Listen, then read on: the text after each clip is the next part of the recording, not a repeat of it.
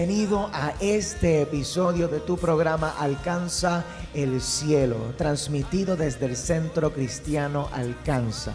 Yo soy el pastor Héctor Millán y estoy orando para que la palabra de Dios de hoy pueda ayudarte a alcanzar el propósito que Dios ha marcado para tu vida desde el cielo. Recibe la palabra de hoy en el nombre de Jesús. Génesis capítulo 37 y leo desde el versículo 18 en el nombre del Padre y del Hijo y del Espíritu Santo. Dice la palabra de Dios. Ellos lo vieron venir a lo lejos y antes de que se acercara hicieron planes para matarlo. Estos son los hermanos de José. Viendo a José que venía, se dijeron unos a otros: miren, ahí viene el de los sueños. La Reina Valera me parece que dice: ahí viene el soñador, el gran soñador. Vengan, vamos a matarlo. Luego lo echaremos a un pozo y diremos que un animal salvaje se lo comió. Y vamos a ver qué pasa con su sueño. Vamos a ver si es verdad que se va a cumplir todo eso que él ha dicho. El versículo 21 continúa. Cuando Rubén oyó esto, quiso librarlo de sus hermanos y dijo: no lo matemos. No derramen sangre, échenlo a este pozo que está en el desierto, pero no le pongan la mano encima.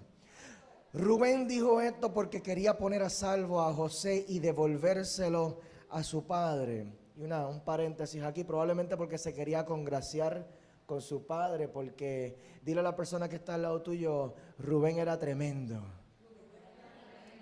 Rubén era tremendito. Rubén se acostó con la concubina de su papá. A causa de eso perdió su primogenitura porque él era el hijo mayor. A él le tocaba la mayor parte de la herencia y a la hora de repartir Jacob le dijo: contigo no.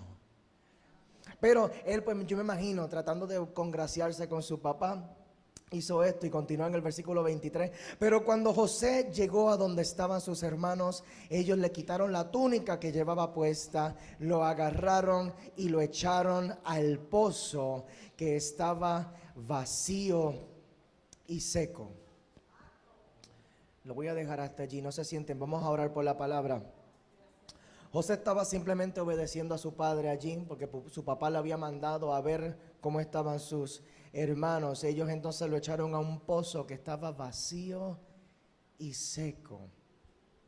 Estaba vacío y seco, lo que significa era que no tenía nada sobre lo cual él pudiera descansar. Él cayó hasta el fondo, él cayó hasta lo más profundo, hasta el punto en el que no podía alcanzar para él mismo poder salir de ese hoyo, de ese pozo. Santo Dios, ¿qué sucede cuando Dios te lleva más profundo? Hoy vamos a estar predicando bajo el tema más profundo, más profundo. Cierren sus ojos allí, vamos a orar por la palabra. Padre de los cielos, te damos gracias. Te damos gracias, Señor. Tu palabra dice que el pueblo perece por falta de conocimiento, y te damos gracias porque tu palabra a nosotros nos da el suficiente conocimiento como para nosotros entender lo que está sucediendo, lo que está pasando a nuestro alrededor. Dice tu palabra que todo obra para bien para aquellos que te aman a ti, que conforme a tus propósitos somos llamados. Así que te damos gracias, Señor, incluso, Señor, por las profundidades que nosotros podamos estar llegando en medio de los procesos que podamos estar atravesando, Dios. Te damos gracias porque podemos confiar en que tú permaneces teniendo el control. Te pedimos, Padre, que tú nos ministres la palabra de hoy de una manera práctica, de una manera que nos ayude a entender y que nos empodere para poder transicionar hacia lo próximo que tú tienes para nosotros. Y te damos gracias por todo esto en el nombre de Jesús. Y la iglesia dice amén, amén, amén, amén. Pueden sentarse. Pueden sentarse porque Dios, yo creo que está tratando de llevarte a ti más profundo. La palabra de hoy a mí me gusta mucho. A mí me gusta mucho. La palabra de la semana pasada fue fuerte, de confrontación. Por ahí están diciendo poderosa. Estuvo poderosa. A mí me pareció de mucha confrontación la palabra de la semana pasada. La palabra de hoy a mí me parece que nos va a ayudar a entender las situaciones que estamos atravesando.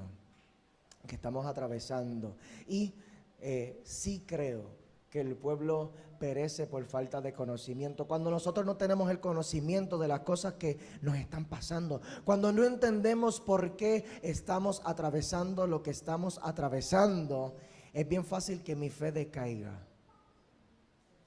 Cuando yo no entiendo por qué esto no para. ¿Hasta cuándo, Dios? ¿Tú le has hecho esa pregunta al Señor? ¿Hasta cuándo? ¿Por qué no me da un poco de descanso en medio de esta situación? ¿Por qué no alcanzo para salir de donde estoy metido? Yo creo que la palabra de hoy nos va a ayudar a entender por qué. ¿Por qué es que no hemos podido salir? ¿Por qué no alcanzamos la orilla de ese pozo para nosotros mismos poder impulsarnos hacia arriba y salir? Y salir. Te voy a leer un extracto de un artículo que encontré en el internet que se titula "Cuando cosas malas le pasan a gente no tan mala". Comienza aquí diciendo: mi esposa dio a luz el viernes pasado.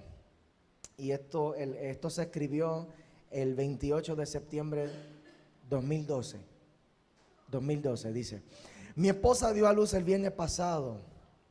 Mi bebé es un niño hermoso que batalló durante un día entero de empujones de parto. Es un guerrero igual que su madre, la campeona. Durante el embarazo, los doctores nos habían dicho que vieron que el bebé tenía un bowel obstruction. Tenía un tapón en el intestino que le estaba provocando una dilatación. Se estaba hinchando. Nos dijeron hace meses y nos preparamos. Seguimos todas las instrucciones de los doctores. Se coordinó para que el parto se diera en el Hospital Universitario de Río Piedras, ya que debía haber un cirujano pediátrico disponible para evaluar al niño y determinar si era necesaria una operación. Se indujo el parto para poder tener máximo control de los sucesos. Así, el día programado para el parto, madrugamos y viajamos un poco más de 1 hora desde nuestra casa hasta el hospital universitario. Llegamos a las 6 a.m. Ya a las 7 a.m., Jesmarí, mi amor, estaba en el área de parto, una clínica dentro del hospital que parecía parte de otro lugar. Todo nuevo, todo limpio, todo recién pintado. No supimos nada de ella hasta las 4 de la tarde.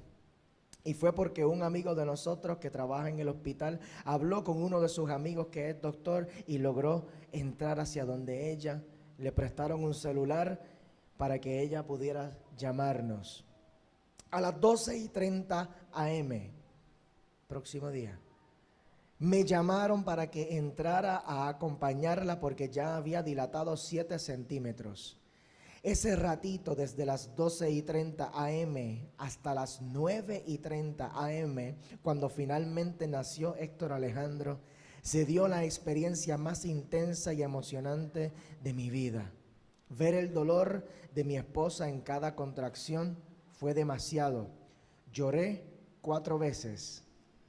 En ese ratito de 12:30 a 9:30, lloré 4 veces. Sin contar la vez cuando al fin nació, porque allí también me desmoroné. Me sentí tan impotente. No había nada que podía hacer para ayudarla a ella ni a mi bebé. A las 7 a.m. ya los doctores estaban preocupados. El niño llevaba 2 horas ya con la cabeza en la puerta del útero. Ya le había comenzado a bajar la presión. Le decían a mi esposa que tenía que empujar más duro, porque el bebé ya tenía que salir. Pero ella llevaba más de 12 horas empujando. Llevaba 24 horas ya en la sala de parto. Llevaba 40 horas sin comer. ¿De dónde sacaría ella fuerzas para más? A las 7:15 a.m. los doctores mencionaron la palabra cesárea. Jesmaría había estado en contra de la cesárea hasta el final. Pero en ese momento ella exclamó: estoy muy cansada, no puedo más. Mientras los doctores se rascaban la cabeza, decidí orar a Dios. Les pedí a los doctores que se pusieran de acuerdo conmigo en una oración. Reconocí que donde terminan las fuerzas y las capacidades del hombre, ahí es donde comienzan las de Dios. Yo siento a Dios aquí. Clamé por mi familia, para que las vidas de mi esposa y mi cría fueran guardadas, que los protegiera, para que Gesma recibiera un renuevo de fuerzas y para que los doctores recibieran sabiduría y unción para ejecutar el parto ya. Ahí, Gesmarí se durmió y los doctores trataron de disimular sus llantos, aunque yo los oí. En menos de 5 minutos llegó otro doctor que solo hablaba inglés. Ellos hablaban mientras yo escuchaba, planificaban la cesárea y discutían algunas otras opciones. Me metí en la conversación y me explicaron los riesgos de la cesárea y de utilizar un vacuum para alar al niño por la cabeza. Yo preferí la cesárea, obvio, ¿verdad? Porque no era a mí que me iban a operar. Gesma se despertó y hablamos. Aceptamos que intentaran con el vacuum primero y que si no funcionaba, pasaríamos a la cesárea. Nos movieron a la sala de parto. Me encontré de repente con muchísima gente en la sala del parto. Todos se veían más joven que yo. Yo tenía 29 en aquel entonces. Habían como 4 enfermeras, 4 doctores atendiendo. Habían 4 personas más esperando para evaluar al niño y allí ellos con todo su discurso y su conversación, que parecía como si estuvieran en speed, preguntándose, pidiéndose los materiales. Fue espectacular. Desde que entramos, a Gesma le dio una contracción que duró como 15 minutos, fruto de la cual nació el bebé con la ayuda de los doctores que la alaban por la cabeza. Lloré como un niño. En cuanto nació, Héctor Alejandro fue llevado al pediátrico. Los acompañé mientras nos bajaban al sótano y nos pasaron por un camino subterráneo hasta el edificio de al lado. Escoltado por guardia, llegamos al pediátrico, donde me entregaron una paca de documentos que debía leer y firmar. Firmé y no leí. Muy mal. Subí al 6º piso, intensivo neonatal, para asegurarme de que mi bebé había llegado bien. Ya lo habían limpiado, le pusieron pulseras de identificación, más un grillete electrónico. Me pidieron que saliera para comenzar a realizar pruebas, así que regresé a ver cómo estaba mi amor. Me tardé más de 1 hora en regresar hacia ella. Cuando fui a preguntar en el área de recuperación, pedí permiso para llevarle una frisa. Salió una enfermera y no me dejó entrar. Me dijo que aún ella no había llegado al área de recuperación porque fue tanto el proceso, que tuvieron que llevarla a sala de operaciones para la reconstrucción. Luego entonces ella durmió por 6 horas. Eso fue jueves y viernes 21, jueves 20 y viernes 21 de septiembre de 2012. Los doctores nos dijeron que el niño había pasado todas las pruebas y que estaba perfectamente bien. El domingo 23 por la noche se le empezó a hinchar la barriga a Ale. El lunes por la mañana comenzó a botar secreciones verdes por el estómago. Las placas reflejaron que había una obstrucción en su intestino. El martes 25 de septiembre a las 3 de la tarde, Ale entró a la sala de operaciones. Los doctores que nos atendieron y algunos amigos que son doctores también nos informaron de que el procedimiento era bastante común y simple. Abrían, identificaban el lugar de la obstrucción, lo eliminaban y volvían a conectar el intestino. Cortar y empatar. Simple, sencillo. A las 5:30 p.m. salió Ale, escoltado por enfermeros y un doctor. El cirujano nos explicó que la obstrucción fue causada porque hubo una desconexión intestinal, un espacio entre donde terminó el intestino y donde continuaba. Se acumuló tanto alimento en el lado obstruido que se estiró. Por eso se veía la barriga hinchada. Cortaron y vaciaron el intestino, pero el lado obstruido estaba tan hinchado que no lo pudieron empatar con el lado que continuaba. Así que le hicieron una ostomía. Le asomaron la punta del intestino por el abdomen y le pusieron una bolsita. Esto hasta que su sistema digestivo se estabilice y su intestino regrese a su tamaño normal. Nos dijeron que esto puede tardar entre 6 semanas hasta 3 meses. Luego habrá que volverlo a operar para reconectarle su intestino donde va, cuyo proceso también implica una serie de riesgos y requerirá un proceso de recuperación, ya que a los intestinos no les gusta que los toquen. Así nos dijo el doctor. Así que seguimos subiendo a Río Piedras desde Coamo todos los días en las horas de la visita para ver a Ale, para acariciarlo, para cantarle, orar por él y darle muchos besitos. Pueden leer el resto de ese relato en loesencialpr.com.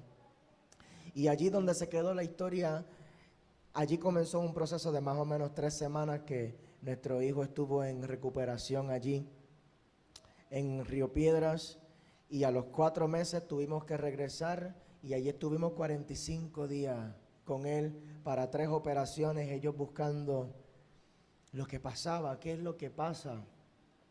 Intentaban una cosa, hacían una operación y volvía y se le hinchaba la barriga otra vez, no podía completar su proceso digestivo. Juan capítulo 16, versículo 33 dice: estas cosas las he hablado para que en mí tengan paz. En el mundo tendrán aflicción, pero confíen, yo he vencido al mundo. Qué duras pueden ser las aflicciones, ¿verdad? A veces, y qué prolongada. Y cuando uno piensa que está a punto de salir ya de algo, que ya se acerca el rescate, que ya se acerca la salvación, que ya llega la respuesta que yo llevo esperando por tanto tiempo, y de momento nos encontramos con otra sorpresa. Mira, no, era simplemente una etapa del proceso, ahora es tiempo de pasar a la otra etapa del mismo proceso. Y es como si se fuera desarrollando la aflicción en sí misma.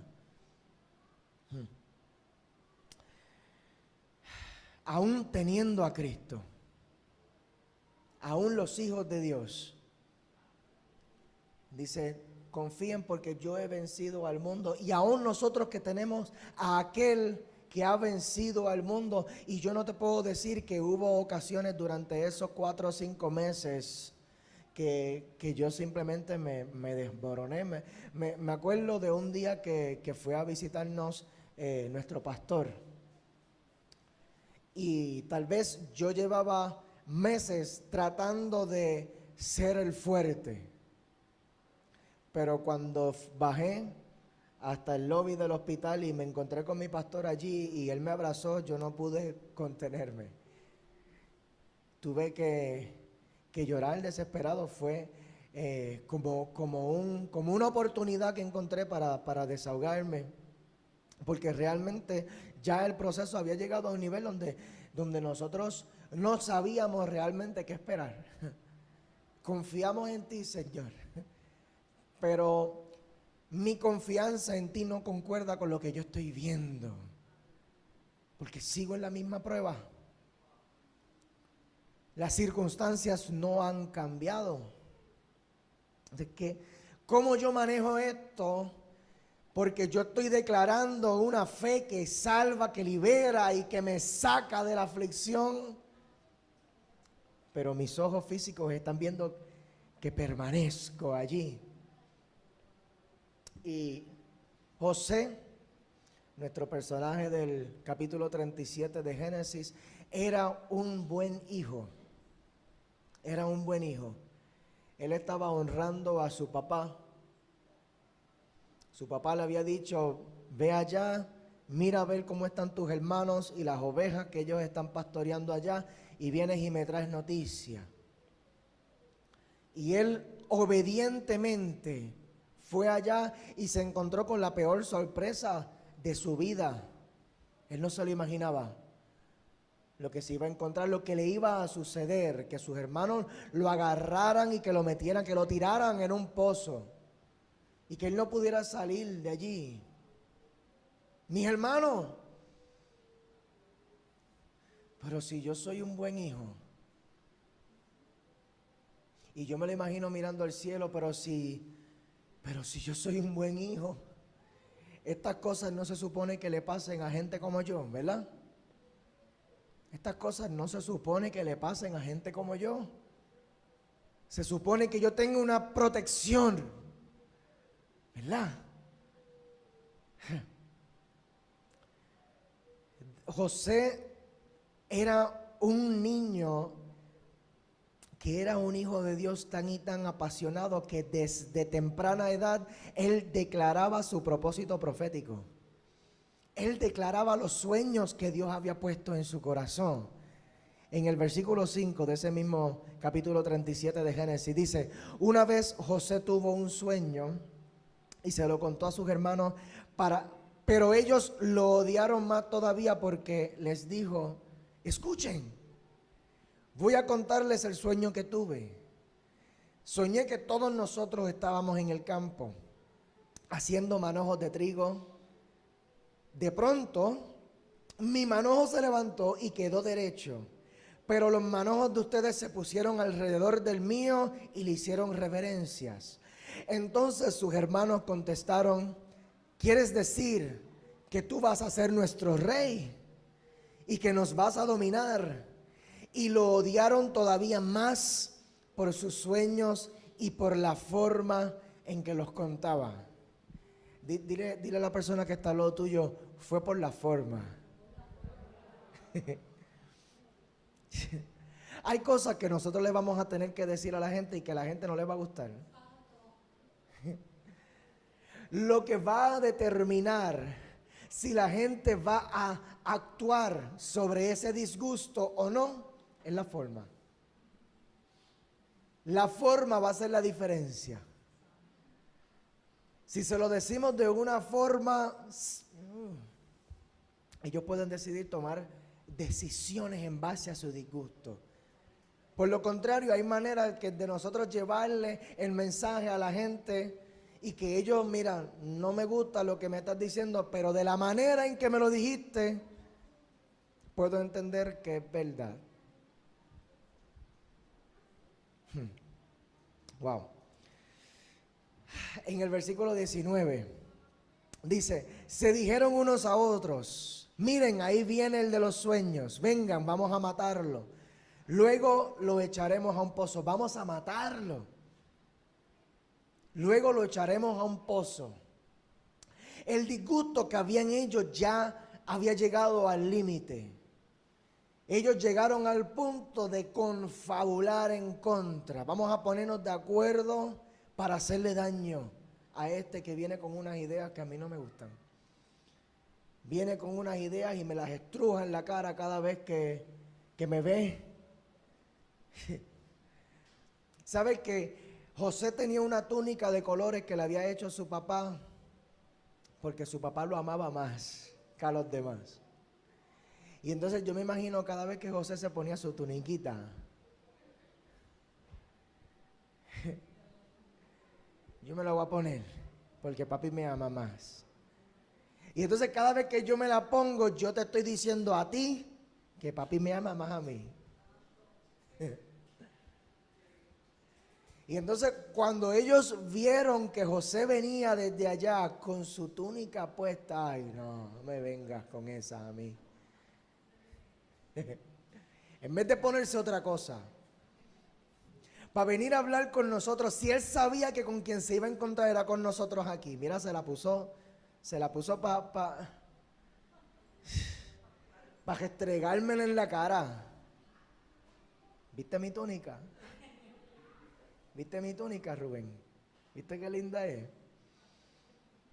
Y entonces, por encima de eso, pues yo tengo un sueño de grandeza. Y yo te lo voy a contar. Y en mi sueño, yo me levanto y ustedes se arrodillan delante de mí. Yo te voy a contarte esto que Dios me dijo anoche. Tengamos cuidado. Porque hay palabras que incluso son proféticas y las recibimos de parte del Señor y realmente no son para hablarlas todavía. Requieren discernimiento. requieren planificación. Yo necesito orar sobre esto que yo he recibido, y cuando yo vaya a entregar esta palabra, yo necesito una estrategia.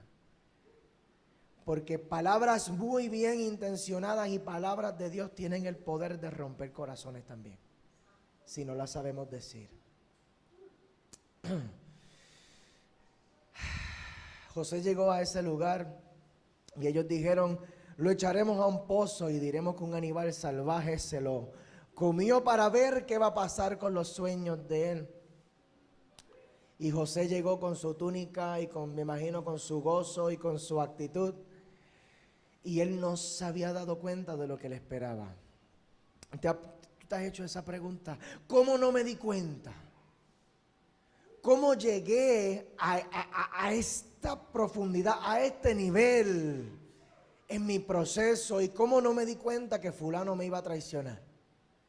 ¿Cómo no me di cuenta que fulana me iba a traicionar? ¿Cómo no me di cuenta que esto era lo que me iba a pasar? ¿Cómo no me di cuenta? José llegó a ser gobernante en Egipto. Y si le pasó a José, mira, no te castigues si te pasó a ti también. Esto es algo que le pasa hasta a los más grandes. Le pasa incluso a los más grandes. No te castigues. ¿Qué fue lo que le hicieron a José? Vamos a ver qué fue lo que él se encontró cuando llegó a ese lugar. En el versículo 23 dice: pero cuando José llegó a donde estaban sus hermanos, ellos le quitaron la túnica que llevaba puesta. Lo primero que hicieron: túnica esta.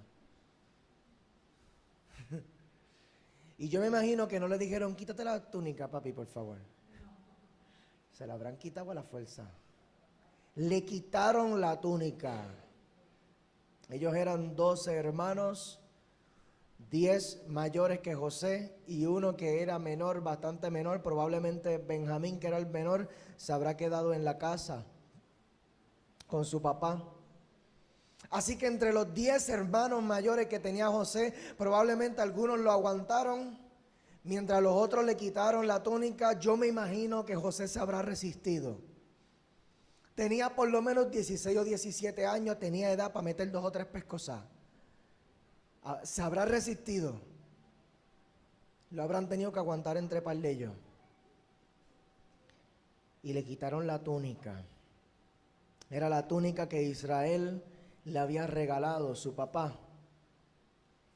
Una túnica muy elegante, una túnica de colores, que se la había hecho porque lo amaba más que a sus otros hijos. Y eso aparece en el versículo 3. ¿Por qué lo amaba más que a sus otros hijos? Porque lo había tenido cuando ya era viejo. Era especial. Era especial. Además de que lo había tenido con la esposa que amaba. Eran 2 esposas. Una que se la echaron por engaño en el combo 2x1. Y una que realmente él trabajó por ella. Trabajó 14 años para poder legitimizar ese matrimonio con esa esposa que él amaba. Y esa esposa finalmente le dio ese hijo. Así que la túnica representaba esa señal del amor de su padre, un amor especial. Esa túnica era la señal del favor de su padre. Esa túnica representaba el favor que José pudo disfrutar durante la etapa de su adolescencia. Durante esa etapa en su vida en la que él contaba con una posición superior delante de sus hermanos respecto a su papá. Y eso le daba una ventaja espectacular. La túnica representa la gloria de José durante esa etapa anterior. Representa quién era él en aquel momento. Yo soy el hijo de papi. Yo soy el nene de papi. No se metan conmigo. No se metan conmigo porque yo soy el duro en esto. En mi casa, cuando mi papá va a repartir la comida, yo me imagino que a mí me toca un pedazo mejor de carne. Wow. Así que si se le quitan la túnica, ¿quién es José ahora?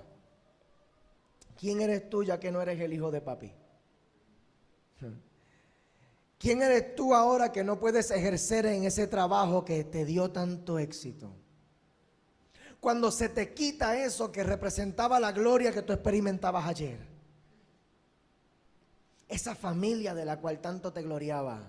Esa relación que tanta seguridad te daba. ¿Quién eres tú ahora que no eres la esposa de fulano? ¿Quién eres tú ahora que no eres el esposo de fulano? ¿Quién eres tú ahora que no eres ese profesional ejerciendo en esa posición que recientemente tal vez perdiste? ¿Quién eres tú ahora que la enfermedad te permite hacer algunas de aquellas cosas que tanto disfrutabas? Qué malo es cuando las cosas que definen tu éxito de las temporadas pasadas son quitadas de ti. Y ya yo no tengo esa túnica y de momento yo me siento desnudo, ¿verdad? De momento yo siento que he perdido mi propia identidad. Ahora que no estoy ejerciendo en esa función, ahora que no estoy haciendo eso que yo tanto he amado, ¿quién soy yo ahora? Lo primero que hicieron fue quitarle la túnica. Lo segundo que hicieron en el versículo 24 dice, lo agarraron y lo echaron al pozo que estaba vacío y seco. Y aquí es que se pone bueno esto. Lo echaron al pozo, repite conmigo, estaba vacío. En aquel momento se hacían maldades entre los competidores pastores porque el pozo era necesario para darle de beber agua a las ovejas. Y le pasó a Abraham y le pasó también a Isaac, que los competidores que tenían también ovejas le llenaban los pozos de tierra. Se los llenaban, se los cerraban para que esas ovejas de ellos, en donde tú estás pastoreando tus ovejas, para que no tengan agua. A ver si se mueren y yo puedo levantar la empresa mía. Más todavía a ver si recoges y te vas. Porque me representas una competencia aquí en donde yo estoy. Pero ese pozo donde cayó José estaba vacío. Si por lo menos hubiera tenido un poco de tierra, si se lo hubieran llenado para cerrárselo, él hubiera tenido en donde apoyarse, aunque fuera en la tierra, aunque fuera en el fango, él se hubiera podido levantar, apoyar en eso y tal vez hubiera podido brincar para alcanzar el borde del pozo y poder alarse hacia la superficie, pero estaba vacío, vacío. Lo segundo es que estaba seco. Y si por lo menos nosotros caemos en lugares en donde hay agua, pero de momento caemos en unas sequías en la vida, donde yo no encuentro agua para saciar la sed de mi alma. Y yo estoy profundo en este problema y no encuentro con qué saciar la sed de mi alma, y de momento esta tristeza y esta agonía y esta desesperación, yo no encuentro en qué lugar saciar esto. Si tuviera por lo menos un vasito de agua. Profundidad. Profundidad lo que significa es distancia entre el fondo y el punto tomado como referencia. Si tomamos el punto como referencia de la superficie y medimos entonces la profundidad de ese pozo, podemos ver que José estaba en un lugar donde él no tenía ni agua para nadar, para él poder nadar hasta la parte de arriba, ni tenía tierra para escalar. Así que José cayó en un lío terrible. Le quitaron su túnica. Y aquí yo no tengo a mi papá para llamarlo, para pedirle ayuda. Las herramientas con las que yo contaba antes, los recursos que yo tenía para poder resolver los problemas que yo confronto en la vida, ya no los tengo disponibles. Y de momento entro en esta situación donde estoy demasiado profundo como para poder salir de aquí. Sabes que nosotros que conocemos la historia de José, sabemos que José terminó bien. Sabemos que el proceso fue orquestado por Dios. para llevarlo desde lo que él conocía en aquel lugar donde probablemente él podía aspirar a ser el jefe de la compañía de su papá. Su papá tenía una compañía donde tenían muchas ovejas, una empresa. Él podía tal vez aspirar a ser el jefe allí, porque mi papá me ama más que ustedes, así que es posible que yo pueda llegar a ser el jefe de todo esto. De todo esto que realmente era limitado a un espacio pequeño y a unas operaciones bastante simples. Y sabemos que él llegó a ser gobernante de Egipto. Dios lo llevó de lo simple a lo alto, a una gloria abarcadora. Y fue a través de un pozo, donde Dios quiso llevarlo tan profundo que él no pudiera agarrarse ni tan siquiera de sus hermanos para salir de allí.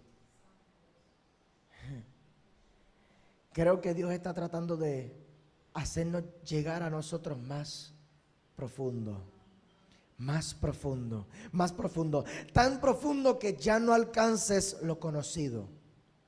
Y eso es un proceso bien difícil. Eso es un proceso bien difícil. Cuando estamos transicionando de la escuela hasta la universidad, cuando estamos transicionando desde la universidad hacia un trabajo, cuando estamos transicionando desde la soltería hacia una pareja o hacia un matrimonio, cuando estamos transicionando de una casa vacía a una casa con hijos, transiciones asustan, ¿verdad? Y Dios en muchas ocasiones quiere llevarnos a un lugar donde estemos tan y tan profundos metidos en la situación donde nosotros tengamos que soltar lo que habíamos conocido hasta el momento.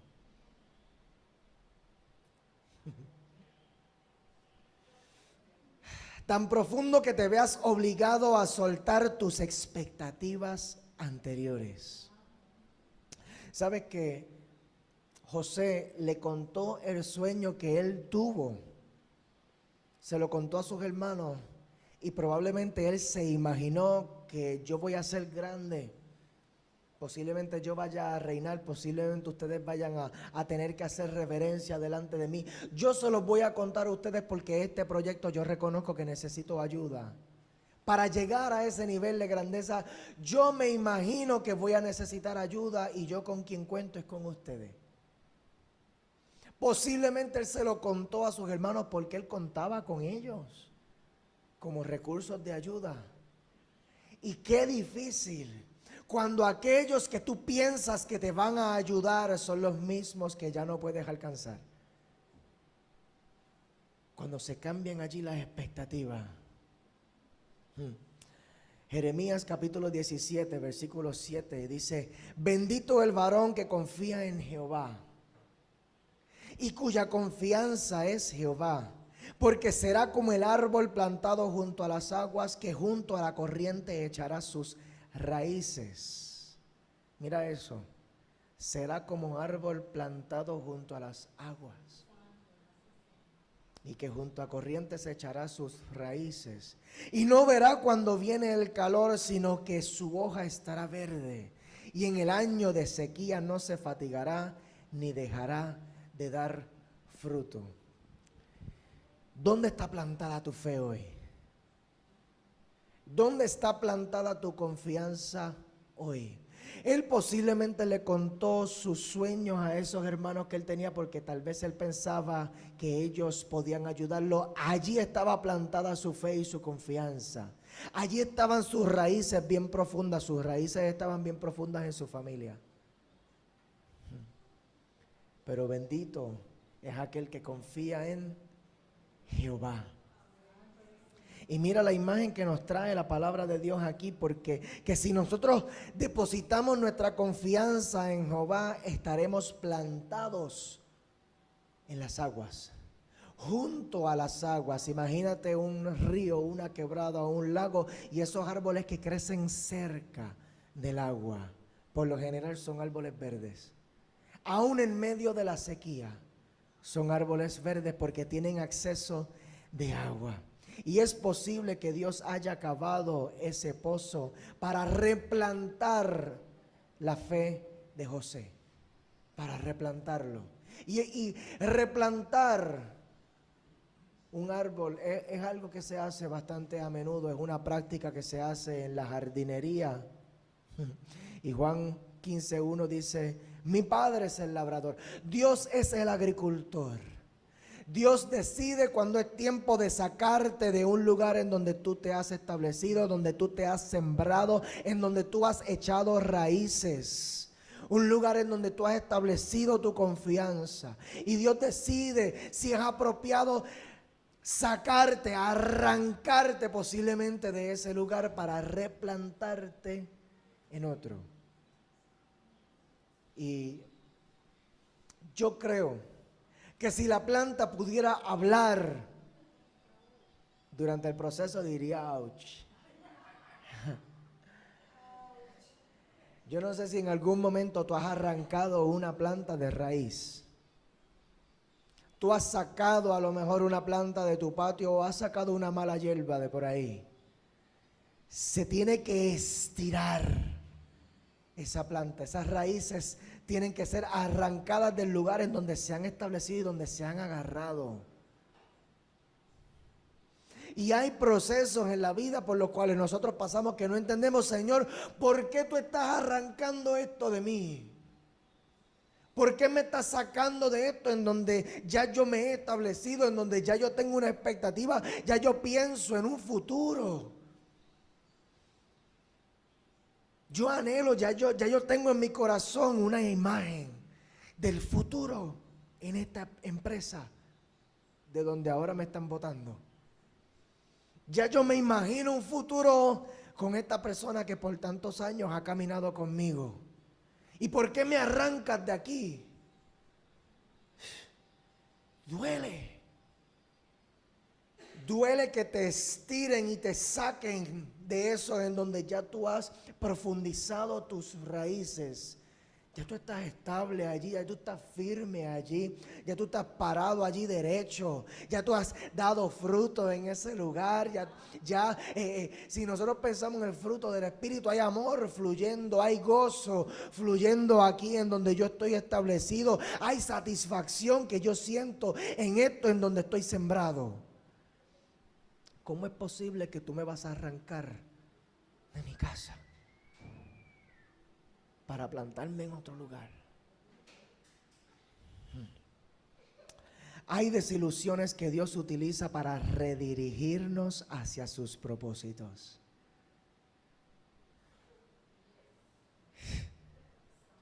Hay desilusiones, te lo tengo que repetir.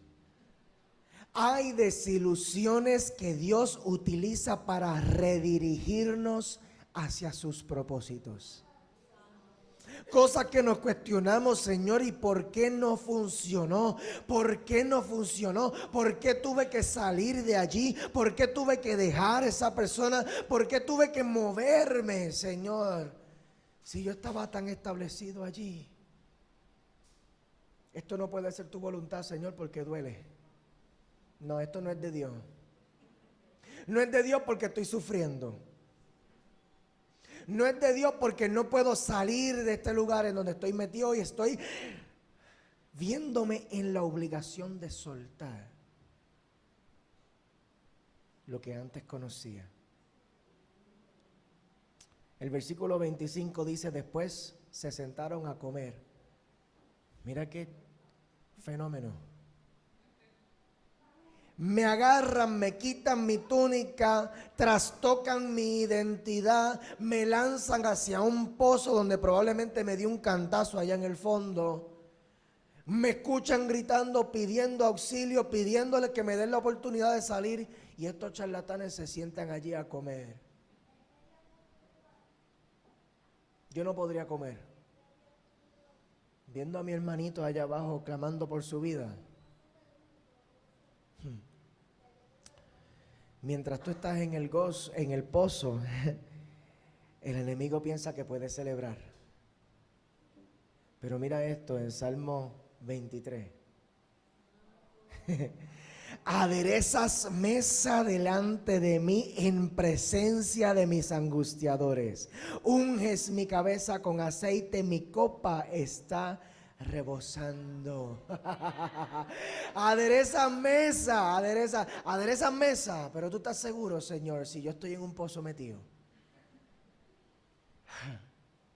Mi copa está rebosando, tú estás seguro, Señor, yo no la estoy viendo muy rebosada. Yo no estoy viendo ese fluir allí. ¿Cómo es posible, Señor, que tú me des esta palabra a mí? Te tengo que leer Romanos 8:28. Y sabemos que a los que aman a Dios, todas las cosas les ayudan a bien. Todas las cosas les ayudan a bien. Y entonces, mientras el enemigo piensa que la mesa de él es la que ha sido servida, realmente Dios está sirviendo la tuya. Realmente la mesa que Dios está aderezando es la tuya. Cuando el enemigo piensa que la copa de él es la que está rebosando, la tuya es la que está recibiendo un mayor fluir de bendición. Sobre tu copa es realmente donde está el derramamiento de bendición del cielo. Pero estas son cosas que mientras nosotros estamos dentro del pozo metido se nos hace difícil verlas. Dios me envió en la mañana de hoy para darte esta palabra para que tú puedas entender lo que Dios está haciendo. Para que tú puedas entender que tal vez el enemigo se está gozando porque tú te caíste. Pero el día está cerca ya en el que Dios va a sacarte de ese pozo y te va a exhibir delante de tus angustiadores. Delante de tus angustiadores, delante de aquellos que hoy se podrían estar riendo de ti. Santo Dios. Porque mira lo que sucedió aquí. ¿Cómo fue que se manifestó esa palabra en la vida de José? Todas las cosas me ayudan a bien, Señor, pero si yo estoy sufriendo aquí en donde estoy. En el versículo 28, y cuando los comerciantes madianitas pasaron por allí, los hermanos de José lo sacaron del pozo y lo vendieron a los ismaelitas por 20 monedas de plata. Así se llevaron a José a Egipto.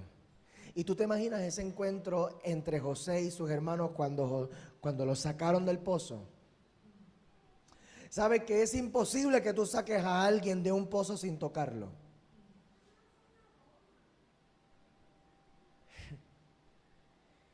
Y hay personas que prefieren quedarse en el pozo allá abajo, tirados, con tal de no tocar a aquellos que los tiraron allí.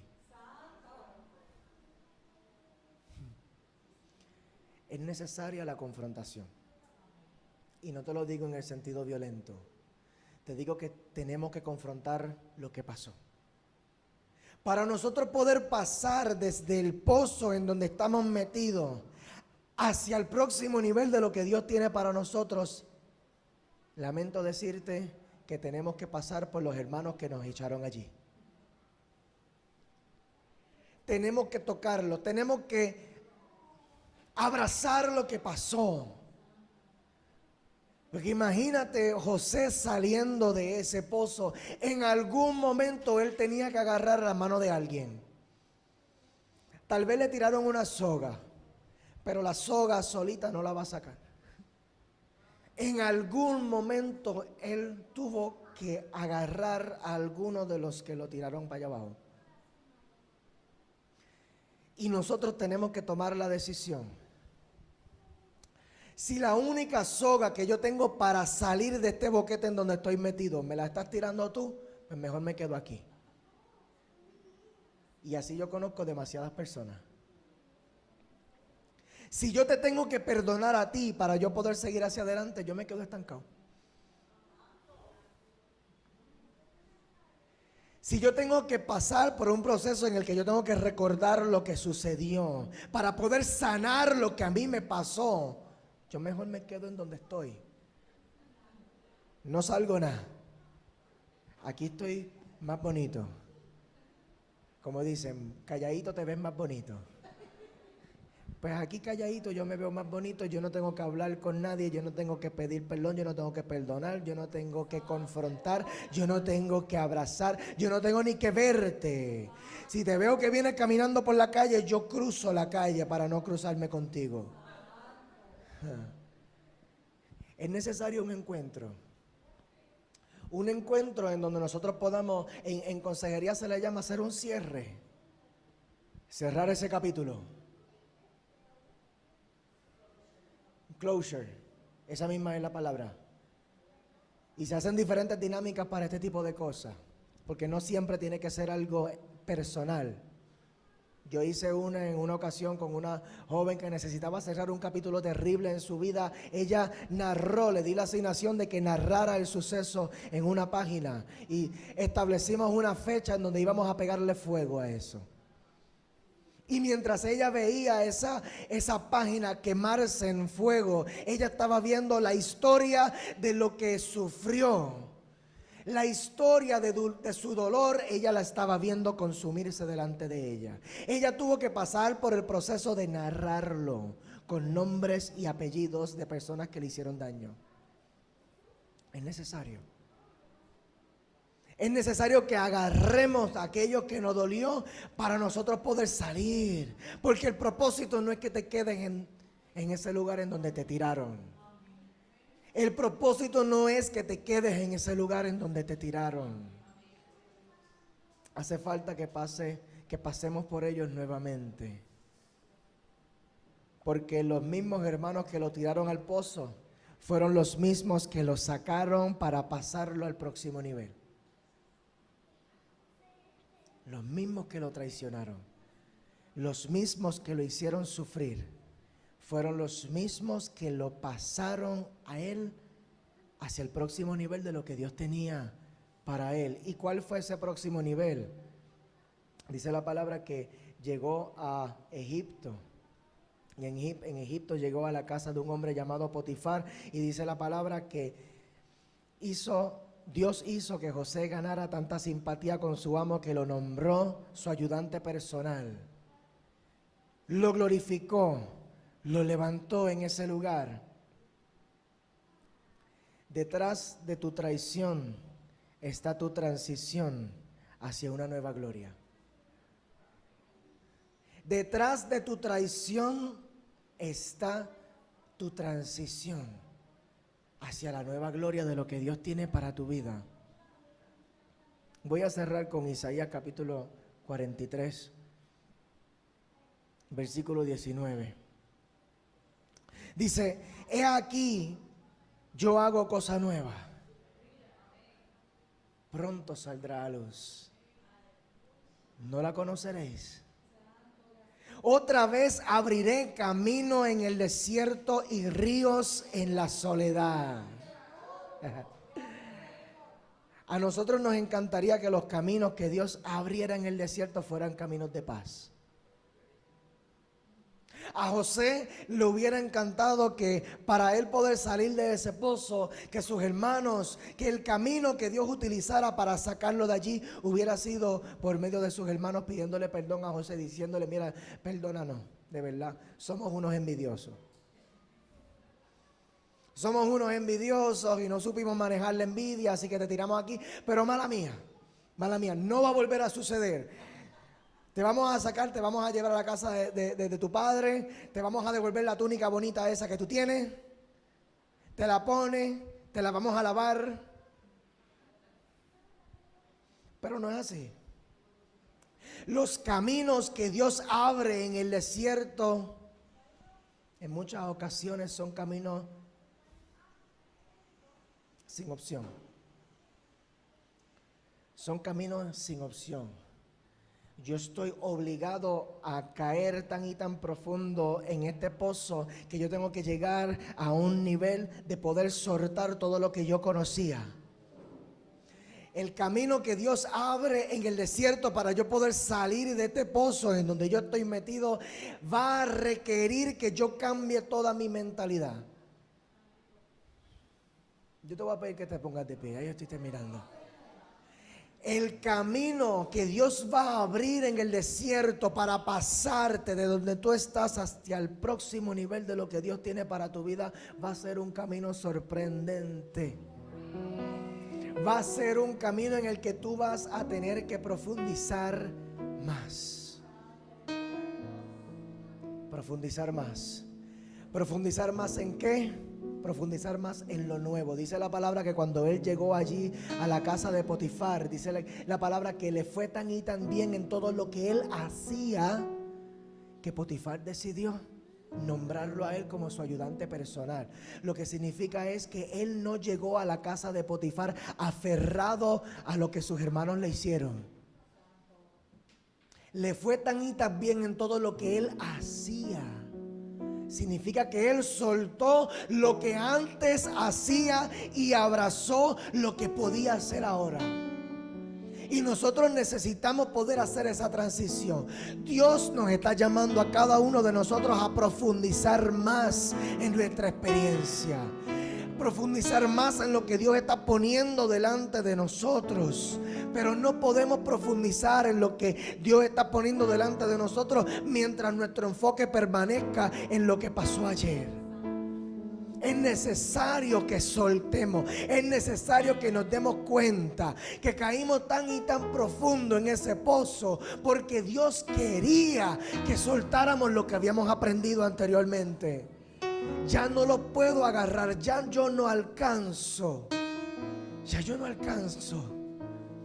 Y cuánto yo quisiera poder alcanzar eso nuevamente. Cuánto yo quisiera poder desenvolverme en ese trabajo nuevamente. Cuánto yo quisiera poder desenvolverme con esa relación y con todo eso que yo hacía antes. Si yo pudiera tan solo un día volver a ser lo que antes fui. Pero mientras nosotros mantengamos esa mentalidad, no vamos a crecer en lo que Dios tiene delante de nosotros. El destino no está atrás, el destino está adelante. El destino está adelante. Lo que Dios está haciendo ahora mismo por medio de tu proceso, por medio de tu aflicción. Mira, yo hubiera querido tener un parto simple. Yo he escuchado de mujeres que entran a la sala de parto y en media hora, 45 minutos, ya tienen el bebé en sus manos. Un bebé saludable, un bebé que se lo pueden llevar a su casa en un día o dos. Y a mí me hubiera encantado poder contarte una historia como esa. Pero el camino que Dios abrió en medio del desierto que yo estaba viviendo en ese lugar, sacó de mí una unción que yo nunca había experimentado. No hay otra manera de sacar el aceite del olivo. El aceite del olivo se saca con presión. Y lo que Dios está permitiendo a tu alrededor ahora mismo, que tú sientes que te está apretando y te está apretando y te está apretando, es Dios tratando de sacar lo mejor de ti. Lo que tú mismo no has visto todavía en tu vida. Los talentos y los dones que Dios ha puesto en ti, llevados a un nivel que tú ni te imaginas. Ni te imaginas. Pero es necesario que nos demos cuenta de la profundidad en la que estamos metidos.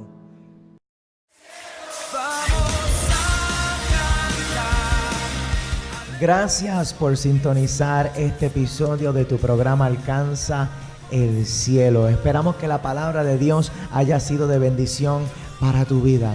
Nos queremos conectar contigo, así que te invitamos, búscanos en las redes sociales como Centro Cristiano Alcanza. Y para que no te pierdas ni un solo episodio de este programa, suscríbete a nuestro canal en YouTube Alcanza Online. Bueno, pues ya será hasta el próximo episodio. Dios te bendiga muchísimo.